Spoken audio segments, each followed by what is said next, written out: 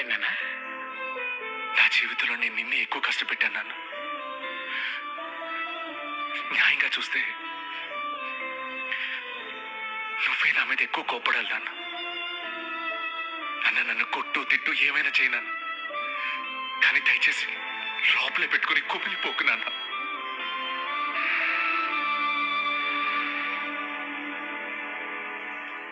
చిన్న వయసులో ఊళ్ళో పరుగు పందెంలో పాల్గొన్నప్పుడు నా పక్కన పరిగెట్టేవాడు వాడు గెలవాలని నన్ను తోసేసి పరిగెట్టాడు నాన్న.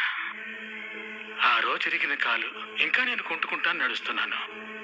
కానీ అదే తప్పు నా పిల్లోడు చేయలేదన్నప్పుడు నాకు చాలా సంతోషంగా ఉంది నాన్న. నీకేమైనా పర్వాలేదు, ఆ పిల్లోడి జీవితం నాశనం కాకూడదని అందరి ముందు తప్పు ఒప్పుకున్నావు చూడు, అప్పుడే నువ్వు నా కొడుకు అనిపించావు.